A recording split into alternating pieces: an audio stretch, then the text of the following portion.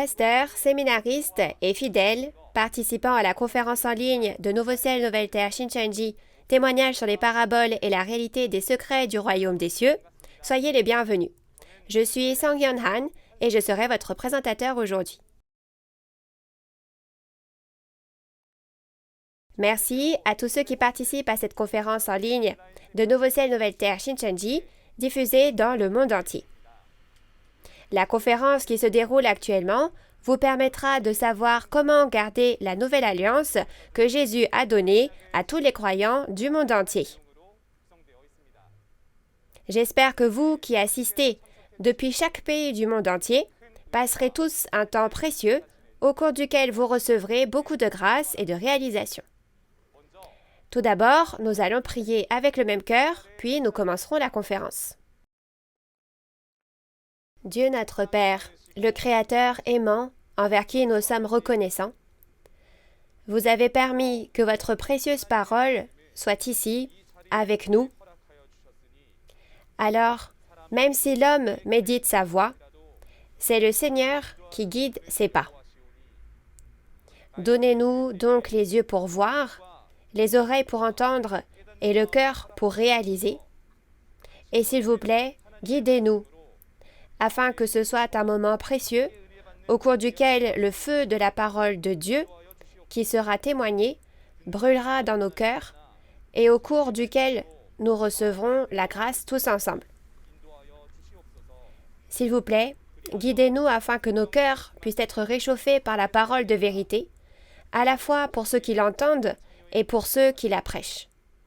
Veuillez nous amener à réaliser le véritable sens des paroles de la Bible, à devenir de véritables enfants reconnus par le Père et à connaître le plan du Père à cette époque.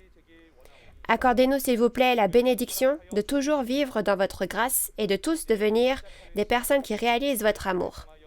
Nous croyons au Père qui travaillera à travers la parole maintenant que la conférence va commencer et nous avons prié tout cela au nom de Jésus. Amen. Nous tenons à vous informer que cette conférence en ligne se déroule dans le strict respect des règles de prévention sanitaire et de distanciation sociale. Il est maintenant temps d'écouter la parole de vie. C'est le temps le plus important. L'Église Nouveau Ciel, Nouvelle Terre, Shincheonji a déjà témoigné de tous les versets des chapitres 1 à 22 de l'Apocalypse à travers des conférences YouTube. En suivant les paroles de l'Apocalypse, de nombreux croyants sont venus à la parole de vérité de Dieu. Aujourd'hui, l'instructeur Jun Lee de la tribu de Simon de Nouveau Ciel, Nouvelle Terre, Shincheonji, Église de Jésus, Temple du Tabernacle du Témoignage, vous parlera clairement de la parole qui était scellée depuis 6000 ans concernant le feu, l'encensoir et la marmite en parabole. Il vous expliquera ce que Jésus a dit au sujet du baptême par le feu. Je prie pour que vous gardiez et réalisiez dans votre cœur la parole témoignée verset par verset. Nous allons accueillir l'instructeur Jun Lee avec des applaudissements chaleureux. Bienvenue aux pasteurs et aux fidèles du monde entier qui espèrent aller au royaume des cieux et avoir la vie éternelle. Je suis Jun Lee, un instructeur du centre qui a appris d'un des 12 chefs de tribu de Nouveau Ciel, Nouvelle Terre, Shincheonji, le chef de la tribu de Simon. Notre chef de tribu a lui-même appris du président de Nouveau Ciel, Nouvelle Terre, Shincheonji, Manili. Merci beaucoup de participer à cette conférence en ligne de Nouveau Ciel, Nouvelle Terre, Shincheonji, témoignage sur les paraboles et la réalité des secrets du royaume des cieux. Le sujet de la conférence d'aujourd'hui est la leçon numéro 7 du niveau introduction, le feu, l'encensoir et la marmite en parabole. À travers la parole d'aujourd'hui, j'espère que vous passerez un temps précieux et béni au cours duquel vous réaliserez les paraboles du royaume des cieux et leur réalité. Je pense que les pasteurs connaissent déjà cette parole, mais j'apprécierais vraiment si vous pouviez écouter ce que j'expliquerai concernant cette parole aujourd'hui. Nous allons donc voir ce qu'est le feu, l'encensoir et la marmite en parabole. La signification du feu en parabole est la parole. L'encensoir en parabole est l'homme et l'encens en parabole est la prière des saints, soit des fidèles. La fumée représente le fait que les prières montent et la marmite en parabole représente l'Église. Découvrons pourquoi de telles réponses sont données à travers la Bible, une par une. D'abord, regardons la signification spirituelle du feu en parabole. Il existe deux types de feu dans la Bible. Le feu physique et le feu spirituel, qui est le feu physique en parabole. Dans la Bible, dans Genèse 19 de l'Ancien Testament, Dieu a jugé Sodome et Gomorrhe, qui étaient pleines de péché, avec le feu physique. Dans 2 Pierre 3, il est dit que les éléments embrasés se dissoudront. Dans Apocalypse 20, il est dit aussi qu'après 1000 ans, le feu descendra du ciel et consumera les ennemis. Ce genre de feu est un vrai feu physique et c'est le jugement par le feu physique. Aujourd'hui, dans cette leçon, nous examinerons le feu spirituel qui est comparé à un feu physique. Alors, y a-t-il des fidèles qui connaissaient la signification du feu spirituel? Aujourd'hui, à l'occasion du témoignage sur les paraboles et la réalité des secrets du royaume des cieux, lisons le verset concernant cette parabole, Luc 12, verset 49, pour comprendre le vrai sens du feu. « Je suis venu jeter un feu sur la terre, et qu'ai-je à désirer s'il est déjà allumé ?» Vous avez bien lu. Il est dit qu'il y a environ 2000 ans, lors du premier avènement, Jésus est venu jeter un feu sur la terre. Et quand il a dit « Qu'ai-je à désirer s'il est déjà allumé ?» on peut voir que Jésus voulait que ce feu soit allumé sur la terre. Alors, si tel est le cas, quel genre de feu est ce feu dans le verset sur cette parabole de Luc 12, 49? S'il s'agit littéralement d'un feu, cela signifie que Jésus est venu mettre le feu partout sur cette terre. Comment cela pourrait-il être possible? Si les fidèles réalisent le sens du feu en parabole aujourd'hui, ils pourront réaliser le sens des paroles qui disent que Jésus est venu jeter un feu sur la terre. Et vous arriverez également à réaliser clairement la signification du jugement par le feu dans les derniers jours et la signification du baptême par le feu de Jésus. Beaucoup de personnes ont donné diverses interprétations sur le jugement par le feu dans les derniers jours en disant « c'est une guerre nucléaire », c'est la 3e guerre mondiale. Alors vérifions à travers la Bible si le jugement par le feu est un jugement physique par le feu physique ou un jugement par le feu spirituel. Tout d'abord, laissez-moi vous dire ce qu'est la réalité du feu en parabole. Le feu en parabole, c'est la parole. Il est possible de donner une réponse précise de cette façon-là, car il y a environ 2000 ans, dans Jean 16, 25, Jésus a dit qu'il parlait en parabole, mais il a promis que l'heure vient où il nous parlera clairement du Père. Et parce que ce temps promis est venu aujourd'hui, nous avons pu réaliser avec précision la réalité de toutes les paraboles. Lorsque vous réaliserez le sens des paraboles, vous réaliserez la Bible et le royaume des cieux. J'espère sincèrement que tout le monde pourra aller au royaume des cieux grâce à cette parole révélée ouverte par le ciel. Maintenant, regardons dans la Bible concernant le feu en parabole.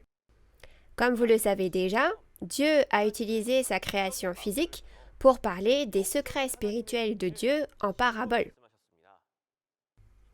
Si vous connaissez et comprenez les caractéristiques physiques, vous pouvez facilement réaliser le véritable sens de la parabole spirituelle. Alors d'abord, regardons les caractéristiques physiques du feu. Le feu, c'est quelque chose de très chaud. Il peut tout brûler et tout ce qui est brûlé est consumé. De cette façon, le feu est très bénéfique pour les hommes. Mais s'il est mal utilisé, il peut aussi devenir un fléau qui brûle tout.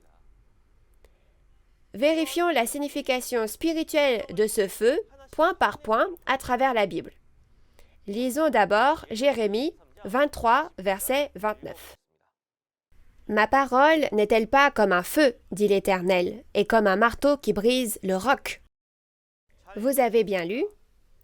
Dans Jérémie 23, verset 29, il est dit que la parole de Dieu est comme un feu. La parole de Dieu est comparée au feu, car tout comme le feu a la caractéristique d'être chaud, de brûler et de consumer, la parole de Dieu brûle et consume nos péchés et juge aussi les méchants qui ont péché. De plus, dans Jérémie 5, verset 14, il est dit que la parole de Dieu qui était dans la bouche du prophète Jérémie devient du feu et le peuple du bois, et que le feu de la parole les consume. Cela signifie que la parole de Dieu, comme le feu, devient la loi qui juge les personnes qui ont péché, tout comme un arbre physique est détruit en étant consumé par le feu physique.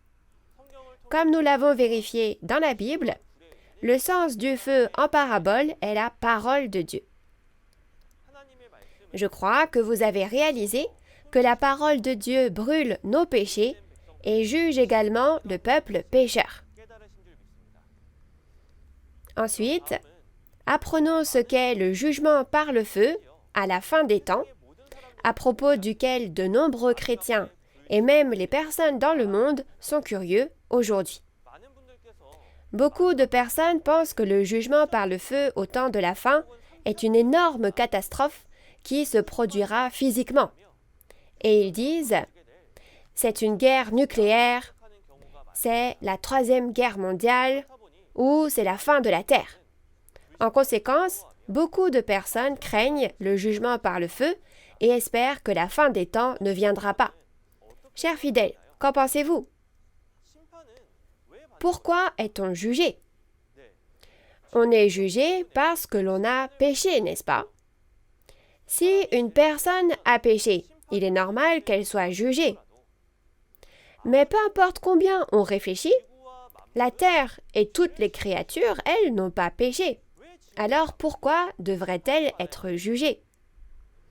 Tout n'est-il pas la création de Dieu? Vous devez savoir que le jugement par le feu en parabole n'est pas un jugement par le feu physique, mais un jugement par le feu spirituel. Alors, qu'est-ce que le jugement par le feu spirituel? Puisque la signification du feu en parabole est la parole de Dieu, c'est le jugement par la parole, n'est-ce pas? Vérifions cela à travers la Bible. D'abord, lisons la prophétie de l'Ancien Testament, Malachie 3, 19 à 20. En effet, voici venir ce jour, brûlant comme un four. Tous les hommes arrogants et tous ceux qui font le mal seront comme la paille. Le jour qui vient les embrasera, dit l'Éternel, le Maître de l'univers. Il ne leur laissera ni racine ni rameaux. Mais pour vous qui craignez mon nom, le soleil de justice se lèvera, et la guérison sera dans ses rayons. Vous sortirez en bondissant comme les veaux d'une étable. Vous avez bien lu. En regardant les paroles de Malachie 3, 19 à 20, Dieu prophétise qu'il y aura un jour brûlant comme un four. On dit qu'en ce jour-là, les arrogants et ceux qui font le mal seront consumés par le feu comme de la paille. Le mot paille signifie de l'herbe sèche. Ainsi, lorsque la prophétie de Malachie s'accomplit, il est prophétisé qu'il y aura un jugement par le feu au cours duquel tous ceux qui font le mal seront brûlés par le feu. Si ce jugement par le feu est un jugement physique, c'est vraiment un grand fléau, n'est-ce pas? D'autre part, pour ceux qui craignent Dieu, il est dit que le soleil de justice se lèvera et que la guérison sera dans ses rayons. En d'autres termes, ils ne seront pas jugés par le feu, mais seront restaurés et sauvés. C'est un événement au cours duquel le jugement et le salut se produisent en même temps. Voyons comment cette prophétie de Malachie a été accomplie environ 400 ans plus tard par Jésus lors du premier avènement. En regardant les paroles de Matthieu 3, 12, Jésus, qui est venu sur cette terre il y a environ 2000 ans, à rassembler les croyants comme du bon grain, nés de nouveau de la semence de Dieu, dans la grange, pour les sauver. Cependant, le son du grain, c'est-à-dire ceux qui semblent être des croyants à l'extérieur, mais qui sont vides à l'intérieur, sont jugés par le feu qui ne s'éteint point, c'est-à-dire par la parole de Dieu. Et en regardant dans Matthieu 23, verset 33, lorsque Jésus dit aux scribes et aux pharisiens, qui étaient les pasteurs de l'époque, « Serpents, race de vipères, comment échapperez-vous au jugement de la géhenne ?» Il les juge avec des paroles comme du feu. Le sens de jugement dans le dictionnaire est prendre une décision fondée sur la loi pour décider si une chose est bonne ou mauvaise. Au premier avènement, Jésus a témoigné avec la loi de la parole de Dieu comme du feu que les scribes et les pharisiens étaient de faux pasteurs qui étaient avec Satan et prêchaient la fausse vérité mensongère. C'était le jugement par le feu au premier avènement. De cette façon, la parole prophétisée dans Malachie chapitre 4 s'est accomplie. Cependant, la prophétie du jugement par le feu ne se trouve pas seulement dans l'Ancien Testament, mais est également présente dans le Nouveau Testament. Vérifions cela à travers la Bible. Lisons la parole d'Apocalypse 8, verset 7. Le premier sonna de la trompette, et il y eut de la grêle et du feu mêlés de sang, qui furent jetés sur la terre, et le tiers de la terre fut brûlé, et le tiers des arbres fut brûlé, et toute herbe verte fut brûlée. Vous avez bien lu? Dans Apocalypse 8, verset 7, il est écrit qu'au second avènement du Seigneur, de la grêle mêlée de sang et du feu descendent du ciel, et la terre, les arbres et l'herbe sont brûlés par le feu. Ce serait terrifiant si cela arrivait dans la réalité, n'est-ce pas? Sur la base des paroles de cette prophétie, certains prétendent que la terre prendra fin lorsque le Seigneur reviendra. Et certains ont interprété le feu comme étant une bombe nucléaire, d'autres encore comme étant une éruption volcanique, ou encore la Troisième Guerre mondiale. Mes chers fidèles, nous devons d'abord savoir que, comme le dit Ecclésiaste 1, verset 4, une génération va et une autre génération vient, mais la terre subsiste toujours. Une génération passe, une génération vient, et les choses se répètent comme ça, mais la terre, elle, est éternelle. N'est-ce pas?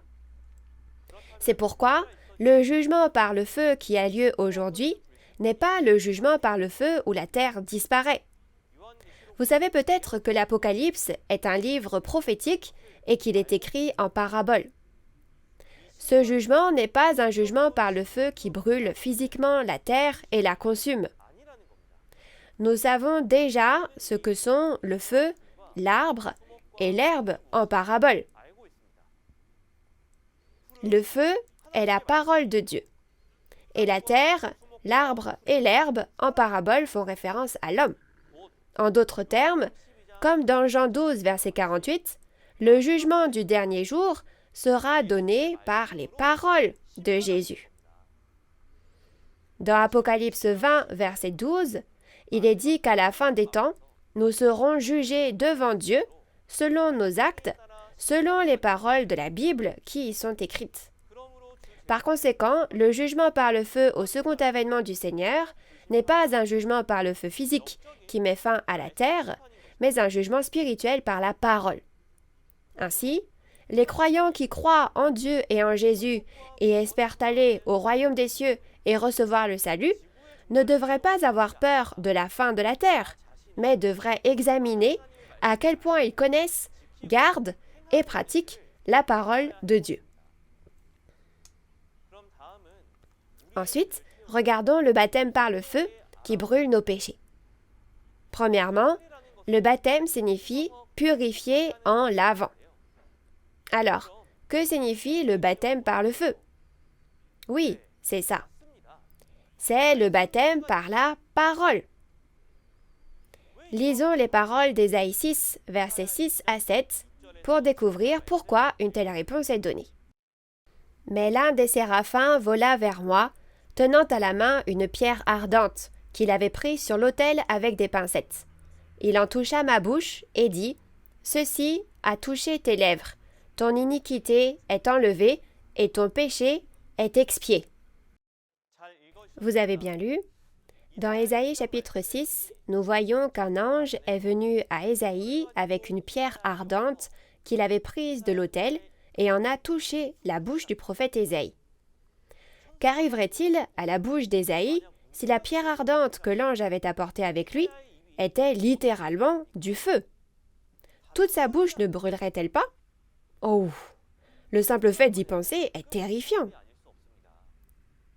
Mais étrangement, il est dit que lorsqu'Ésaïe a reçu le feu de la pierre ardente, son iniquité et son péché ont été expiés.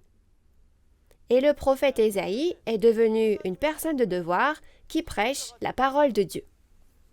À en juger par cela, le feu de la pierre ardente apporté par l'ange n'est pas littéralement un feu, mais la parole de Dieu comme un feu. Et par le feu de Dieu, les péchés et les iniquités du prophète Ésaïe ont été consumés et il a été purifié. Ça, c'est le baptême par le feu. De même, lors du premier avènement, il y a environ 2000 ans, Jésus est également venu baptiser avec le feu. Le baptême que Jean-Baptiste a donné consistait à immerger une personne puis à la faire sortir de l'eau. Que se passerait-il si le baptême par le feu que Jésus a donné était aussi un baptême avec du feu physique? Tous les cheveux de la personne brûleraient. Ah, c'est chaud! Ou vous pourriez vous brûler, n'est-ce pas? Qui se ferait baptiser avec du feu? Vous devez réaliser que ce feu n'est pas un feu au sens propre, mais un feu au sens figuré, le baptême par la parole de Dieu. Au premier avènement, Jésus a dit qu'il nous avait purifiés par ses paroles. Dans Jean 15, verset 3, il est dit que les disciples ont été purifiés par les paroles que Jésus a prononcées. Alors, ce ne sont pas les corps des disciples qui ont été purifiés, bien sûr, n'est-ce pas? Mais les paroles de Jésus sont devenues du feu et ont consumé les péchés et les iniquités des disciples. Ça, c'est le baptême par le feu donné par Jésus lors du premier avènement. Pour résumer, nous devons juste nous rappeler que le baptême par le feu est le baptême par la parole. Vous savez qu'il y a deux types de choses spirituelles dans la Bible, parce qu'il y a deux entités, Dieu et Satan. Pour le feu en parabole aussi, s'il y a le feu de Dieu, il y a aussi le feu de Satan, n'est-ce pas? Cette fois, nous parlerons du feu de Satan. Alors, quelle est la véritable signification spirituelle du feu de Satan? Oui, le feu de Satan, c'est les paroles de Satan, soit la fausse vérité. Vérifions dans la Bible pourquoi une telle réponse est donnée. Lisons la parole de Lévitique 10, versets 1 à 2. Les fils d'Aaron, Nadab et Abihu, prirent chacun un brasier, y mirent du feu et posèrent du parfum dessus. Ils apportèrent devant l'Éternel du feu étranger, ce qu'il ne leur avait point ordonné. Alors le feu sortit de devant l'Éternel et les consuma. Ils moururent devant l'Éternel. Vous avez bien lu? Dans Lévitique 10, 1 à 2, nous voyons que Nadab et Abihu, les fils d'Aaron, le grand prêtre, ont mis un autre feu, que Dieu n'avait point ordonné, dans un encensoir, pour brûler de l'encens à Dieu, et un feu est sorti de devant Dieu et les a tués. Bien sûr, l'incident à l'époque était un événement physique, mais si nous regardons sa signification spirituelle, l'autre feu que Nadab et Abihu ont mis dans l'encensoir est le feu de Satan, c'est-à-dire la fausse vérité. Alors au second avènement du Seigneur aussi, il est prophétisé que des hommes seront tués par le feu de Satan. Dans Apocalypse 9, versets 17 à 18, il est dit qu'au second avènement du Seigneur, il y a la cavalerie de Satan, et du feu, de la fumée et du soufre sortent de la bouche des chevaux, tuant un tiers des hommes. Ce passage est écrit en parabole. Dans Ésaïe 31, verset 3, il est écrit que l'Égyptien est homme et non Dieu, et que ses chevaux sont chair et non esprit. Par conséquent, le cheval en parabole fait référence à une personne de chair. Les chevaux d'Apocalypse 9 parlent des faux pasteurs avec qui est Satan, et le feu, la fumée et le soufre qui sortent de leur bouche sont les mensonges, soit la fausse vérité de Satan qui tue l'esprit des hommes. C'est ce qui est prophétisé. Ainsi, nous pouvons voir qu'il existe deux types de feu spirituels, le feu de Dieu et le feu de Satan. Le feu de Dieu est la parole de vérité qui lave les péchés et les iniquités de notre être intérieur. Et le feu de Satan est la fausse vérité qui tue notre être intérieur, c'est-à-dire notre esprit. C'est pourquoi, entre ces deux types de feu, nous devons recevoir le feu de Dieu et non le feu de Satan. Résumons le contenu de ce verset sur la parabole. Le fait que Jésus est venu jeter le feu sur la terre signifie qu'il est venu prêcher la parole de Dieu, qui est comparée au feu dans le cœur des hommes qui sont comparés à de la terre. Ceux qui croient aux paroles de Dieu comme du feu seront baptisés par le feu, ce qui expiera les péchés dans leur cœur, tandis que ceux qui ne croient pas seront jugés par les paroles de feu. Et malheureusement, lors du premier avènement, la plupart des Juifs n'ont pas allumé le feu de la parole dans leur cœur, mais au contraire, ils ont persécuté et tué Jésus. Cependant, pour vous, les fidèles qui assistez à cette conférence aujourd'hui, j'espère sincèrement que le feu de la parole s'allumera dans vos cœurs et qu'en lavant vos péchés et vos iniquités, vous deviendrez des croyants qui atteindront le royaume des cieux. Nous allons conclure sur le feu en parabole. Nous avons réalisé que le feu en parabole est la parole de Dieu. Le jugement par le feu signifie le jugement par la parole et le baptême par le feu signifie le baptême par la parole. Maintenant, nous allons parler de la deuxième parabole, l'encensoir en parabole. Tout d'abord, lisons le verset concernant cette parabole, Apocalypse 8, verset 5. « Et l'ange prit l'encensoir, le remplit du feu de l'autel et le jeta sur la terre. Et il y eut des voix, des tonnerres, des éclairs et un tremblement de terre. » Vous avez bien lu. En lisant le verset sur la parabole, il est dit que l'ange a rempli l'encensoir de feu et l'a jeté sur la terre, et il y a eu des tonnerres, des voix, des éclairs et un tremblement de terre. Si vous jetez du feu, cela devrait déclencher un incendie. Mais pourquoi le feu provoque-t-il des tonnerres, des voix, des éclairs et un tremblement de terre? De plus, puisque les anges sont des esprits, comment peuvent-ils mettre du feu dans un encensoir? Ceci est écrit en parabole, et vous devez comprendre les paraboles à travers la Bible pour en connaître la signification exacte. Tout d'abord, laissez-moi vous dire la vraie signification de l'encensoir en parabole. L'encensoir est un récipient qui contient du feu. Le feu en parabole est la parole, comme nous l'avons appris aujourd'hui. Alors, quelle est la signification spirituelle de l'encensoir, soit du récipient?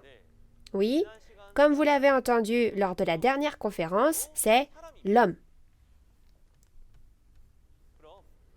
Alors, regardons un à un ce qu'est l'encensoir en parabole à travers la Bible. Voyons d'abord les origines et les caractéristiques de l'encensoir. À l'époque de l'Ancien Testament, l'encensoir était l'outil utilisé pour offrir des sacrifices à Dieu dans le tabernacle de Moïse. Le tabernacle de Moïse, d'il y a environ 3500 ans, contient les secrets du royaume des cieux. Dans Hébreux 9, verset 9, il est dit que ce tabernacle est une parabole pour le temps présent. Comme on peut le voir, le tabernacle de Moïse contient les secrets du royaume des cieux cachés en parabole. Et parmi eux, nous allons aujourd'hui nous intéresser à l'encensoir dans le tabernacle. L'encensoir physique est un récipient qui contient du feu, et si vous y mettez du feu et brûlez de l'encens dans le feu, la fumée d'encens montera au ciel. Nous allons donc voir un à un la signification de l'encensoir, du feu, de l'encens et de la fumée d'encens. La véritable signification de l'encensoir en parabole est la même que celle du récipient en parabole, c'est-à-dire l'homme. Dans Acte 9, verset 15, Jésus a dit que l'apôtre Paul était un récipient choisi. Et dans Romains 9, 21 à 24, il est dit que les vases, c'est nous, les fidèles appelés par la parole. Alors, quel est le feu à l'intérieur de l'encensoir? Si vous vous souvenez de ce que vous venez d'entendre, vous saurez que c'est la parole. Alors, qu'est-ce que l'encens en parabole? Dans Apocalypse 5, verset 8, il est dit que c'est la prière des saints, soit des fidèles. De plus, dans Psaume 141, verset 2, il est dit « Que ma prière soit devant ta face comme l'encens ». Vous pouvez donc voir que l'encens est la prière des saints, soit des fidèles. Alors, pour finir, qu'est-ce que la fumée de l'encens?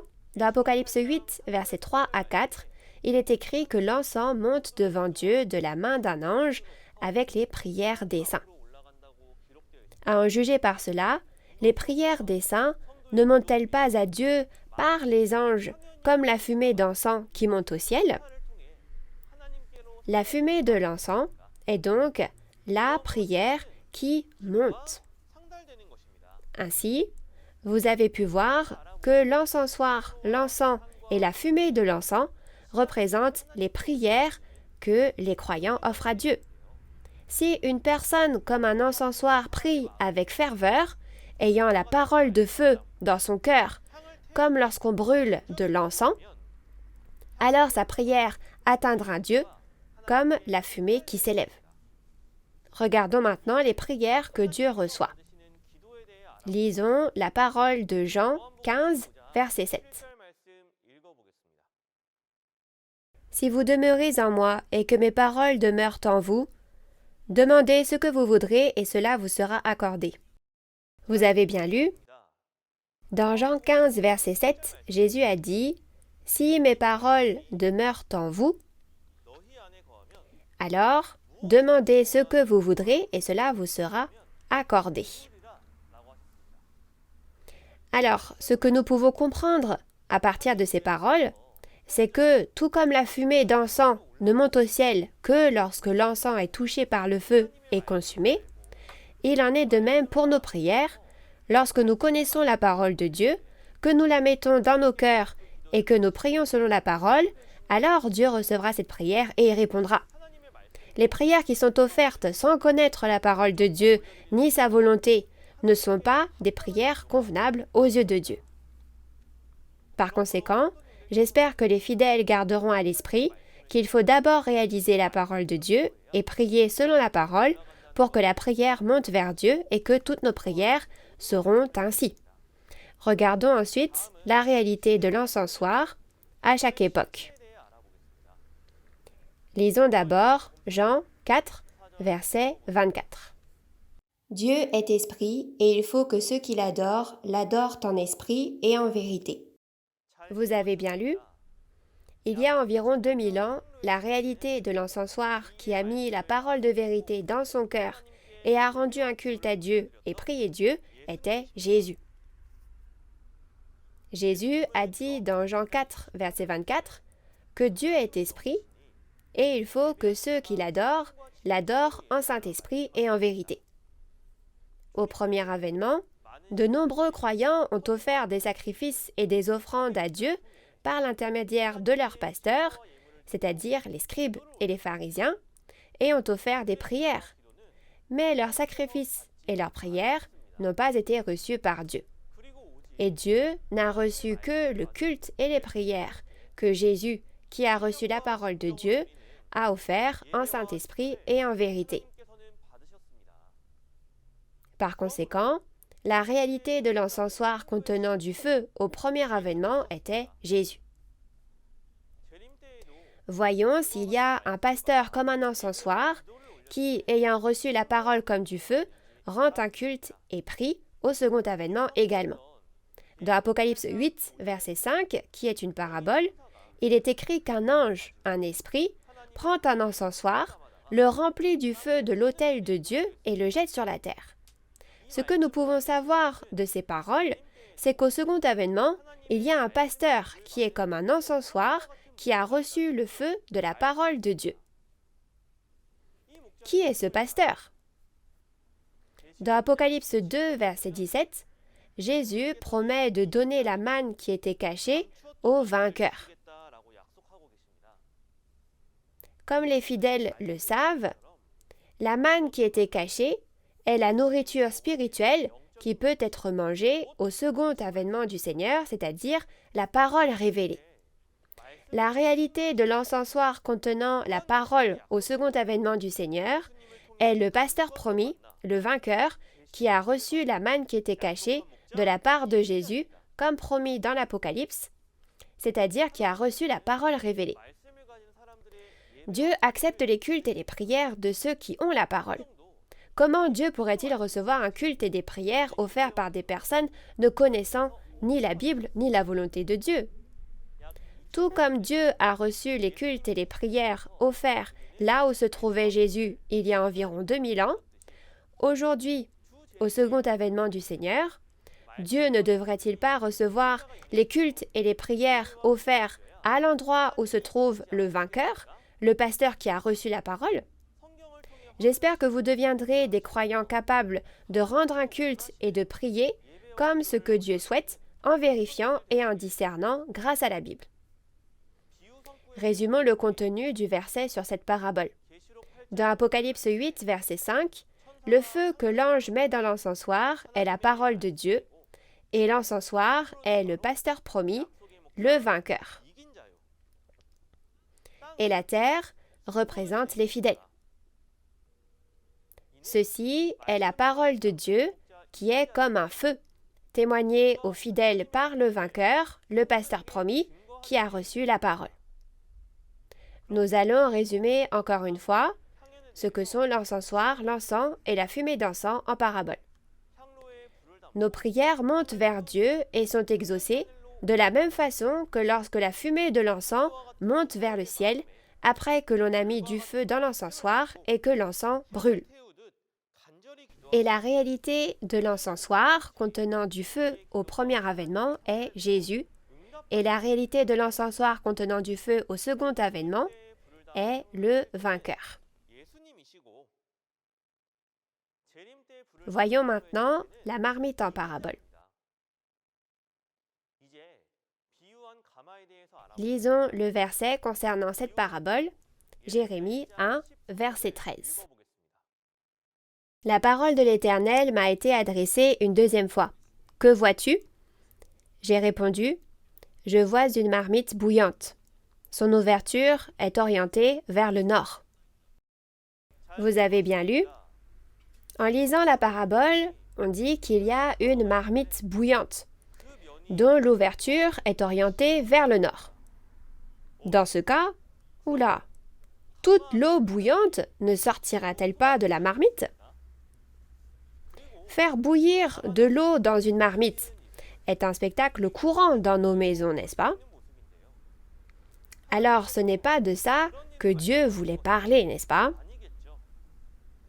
Le livre de Jérémie, étant un livre prophétique, où est écrit ce qui se passera dans le futur, il a été écrit en parabole. Par conséquent, la marmite bouillante en parabole est une marmite spirituelle. D'abord, la véritable signification spirituelle de la marmite en parabole.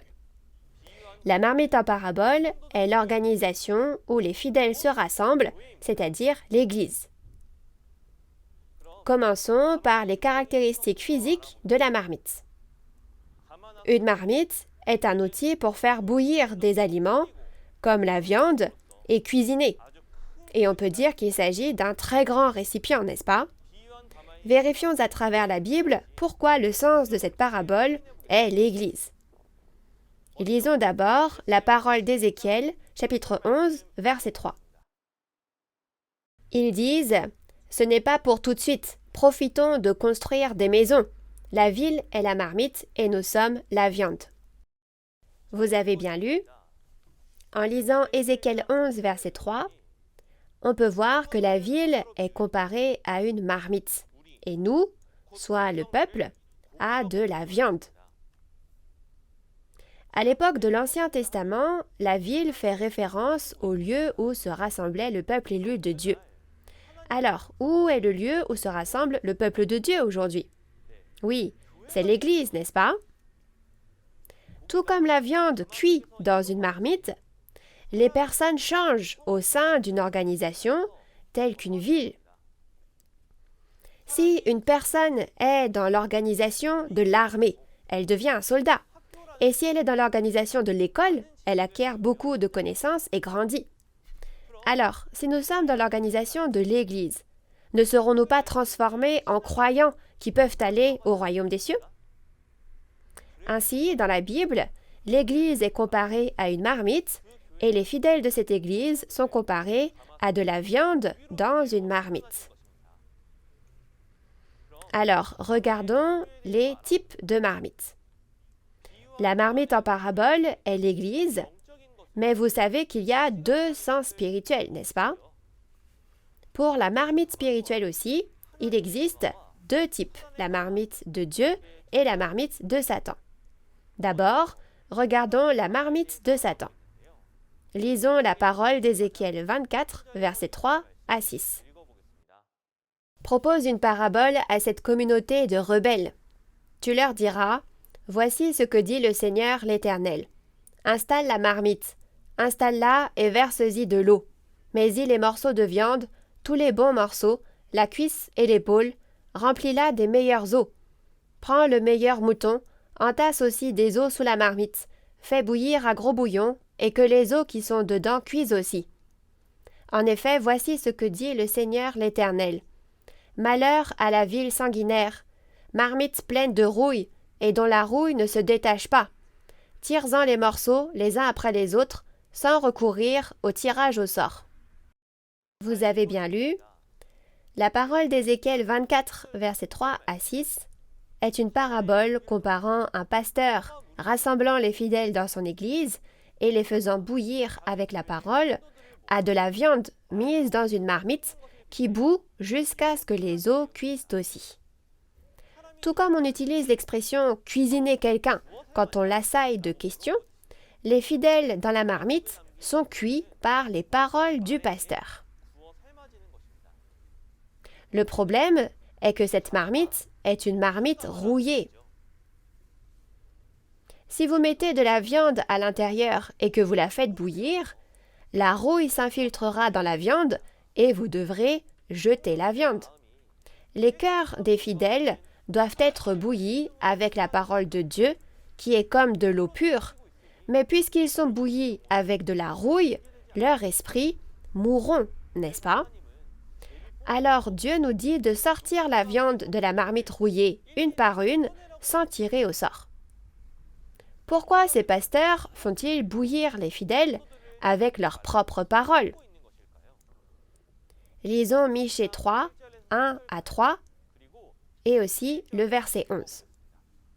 Je dis, « Écoutez, chefs de Jacob et princes de la communauté d'Israël, n'est-ce pas à vous de connaître le droit? Vous détestez le bien et vous aimez le mal. Vous arrachez leur peau et la chair qui couvre leurs os. Ils mangent la chair de mon peuple, lui arrachent la peau et lui brisent les os. Ils le mettent en pièces, comme ce qu'on cuit dans un pot, comme de la viande dans une marmite. Ces chefs jugent pour des cadeaux, ces prêtres enseignent pour un salaire, ces prophètes prédisent l'avenir pour de l'argent, et ils osent s'appuyer sur l'Éternel en disant « L'Éternel n'est-il pas au milieu de nous? Le malheur ne nous atteindra pas. » Vous avez bien lu.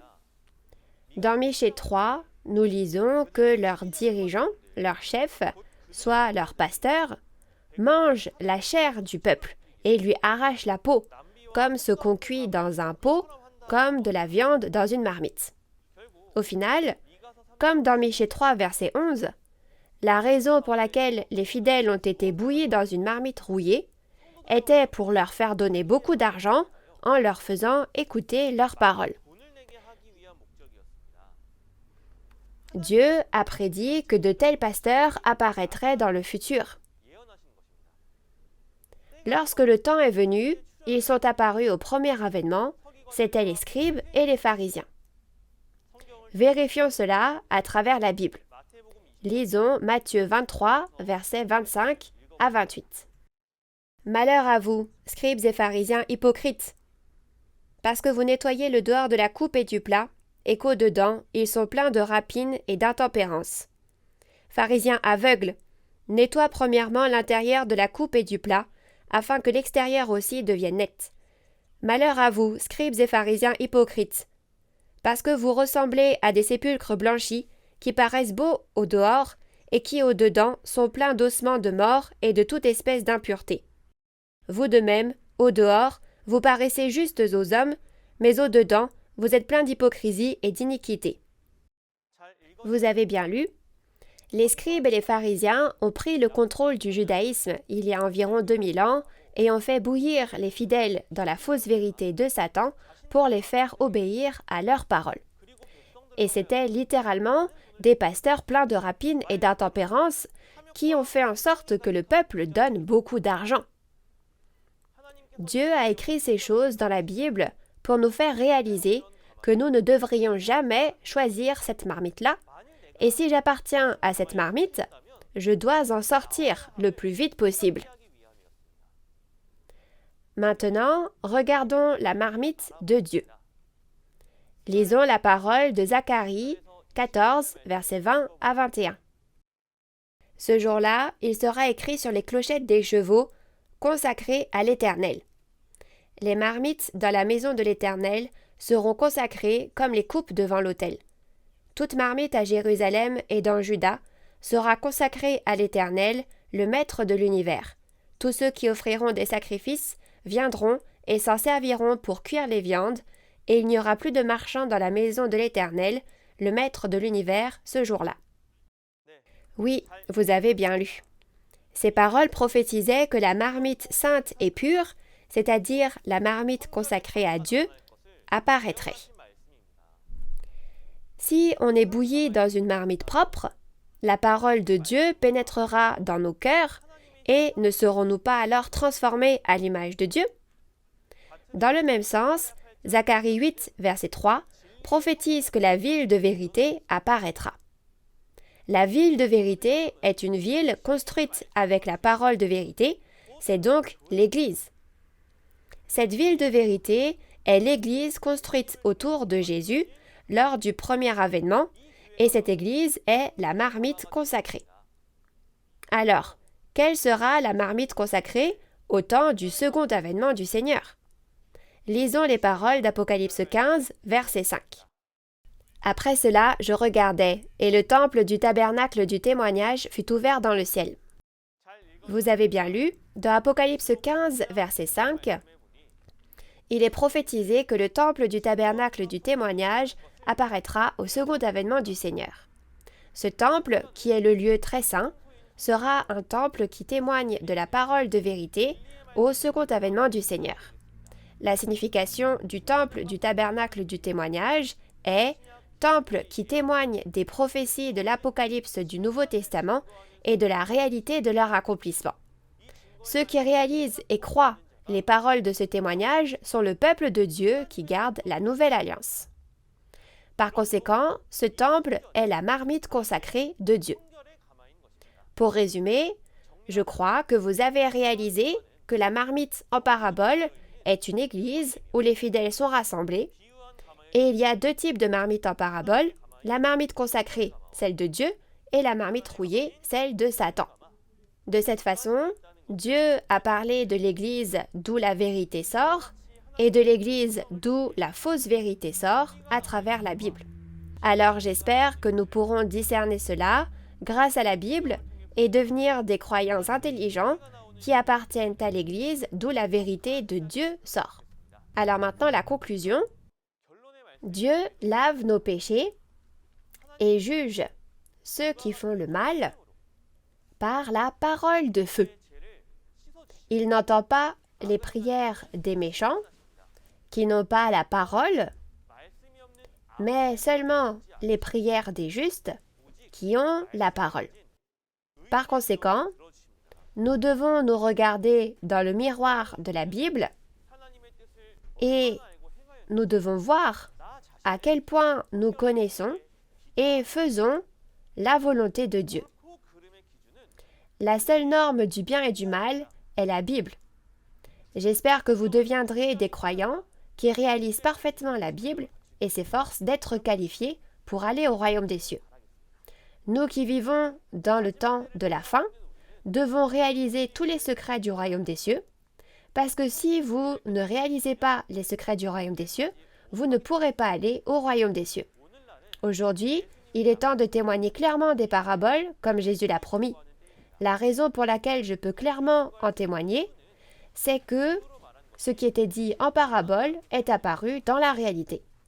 La prochaine fois, nous verrons la leçon numéro 8 du niveau introduction, la lumière, la lampe, l'aveugle, le sourd et le vêtement de noces en parabole. L'instructeur qui vous donnera la prochaine conférence est une personne remarquable qui vous expliquera ces choses de façon beaucoup plus amusante et facile à comprendre que moi. Nous espérons donc que vous écouterez aussi la prochaine fois. J'espère qu'aujourd'hui, vous avez reçu beaucoup de grâce et de réalisation à travers la parole de Dieu et de Jésus. Nous sommes tous un en Dieu et en Jésus. Nous allons clamer ensemble « We are one ». Nous sommes un. « We are one ». Nous sommes un. Je vous remercie. Nous allons prier. Dieu notre Père, qui est saint et qui est plein d'amour et de grâce, nous vous remercions sincèrement. Merci de nous aider à réaliser la précieuse parole de Dieu à travers les conférences en ligne de Nouveau Ciel, Nouvelle Terre, Shincheonji, témoignages sur les paraboles et la réalité des secrets du royaume des cieux. Aujourd'hui, nous avons vu les paroles du Père à travers la parabole du feu, de l'encensoir et de la marmite. Tout comme les paroles que vous nous avez données aujourd'hui, s'il vous plaît, permettez-nous de contenir la parole de Dieu comme un feu dans nos cœurs et permettez que les péchés et le mal en nous soient consumés afin que nous puissions devenir des croyants parfaits et purs aux yeux de Dieu. Nous espérons sincèrement que beaucoup participeront aux conférences à venir afin de pouvoir pleinement réaliser les paraboles et la réalité des secrets du royaume des cieux et ainsi atteindre le royaume des cieux tant espéré. Donnez encore plus de grâce et de bénédiction du Père à ceux qui ont assisté à la conférence d'aujourd'hui, afin que tout ce qu'ils entreprennent puisse être couronné de succès. Nous vous remercions et avons prié toutes ces paroles au nom de Jésus. Amen. Merci d'avoir écouté jusqu'au bout.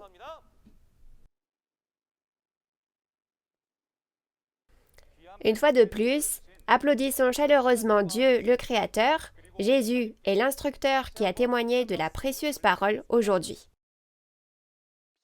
Votre cœur ne brûle-t-il pas alors que l'on vous témoigne clairement de la signification du feu, de l'encensoir et de la marmite à travers la Bible? J'espère que vous vous rapprocherez de Dieu et de Jésus en étant baptisés par le feu dans votre cœur grâce aux paroles témoignées à travers cette vidéo. Ensuite, nous regarderons la vidéo de la bande-annonce de la leçon numéro 8 du niveau introduction. Vous pouvez être sauvés car Jésus ne vient pas comme un voleur. Quel genre de personnes sont celles appartenant à la lumière et pouvant recevoir Jésus? Ce que nous pouvons en déduire, c'est qu'il y a des choses qui doivent d'abord avoir lieu pour que le travail de la lumière ait lieu. Il est dit, ils sont aveugles et ne savent pas qu'ils sont nus. Mais si vous étiez physiquement aveugle, comment pourriez-vous ne pas le savoir? Comme vous pouvez le voir dans la bande-annonce, jeudi, nous vous parlerons de la lumière, de la lampe, de l'aveugle, du sourd et de l'habit de noces en parabole. Ce sera à 10h comme aujourd'hui. Nous espérons que vous assisterez et réaliserez la précieuse volonté et les promesses de Dieu. En plus des paroles que vous avez entendues aujourd'hui, si vous avez d'autres questions ou demandes de renseignements sur l'Église Nouveau Ciel Nouvelle Terre Shincheonji et ses doctrines, veuillez contacter le numéro représentant correspondant à chaque tribu affiché à l'écran. Nous vous guiderons en détail et avec amabilité. Ensuite, nous terminerons la conférence en faisant ensemble le Notre Père. Notre Père qui es aux cieux, que ton nom soit sanctifié, que ton règne vienne, que ta volonté soit faite sur la terre comme au ciel. Donne-nous aujourd'hui notre pain de ce jour. Pardonne-nous nos offenses, comme nous pardonnons aussi à ceux qui nous ont offensés. Et ne nous laisse pas entrer en tentation, mais délivre-nous du mal. Car c'est à toi qu'appartiennent le règne, la puissance et la gloire pour les siècles des siècles. Amen.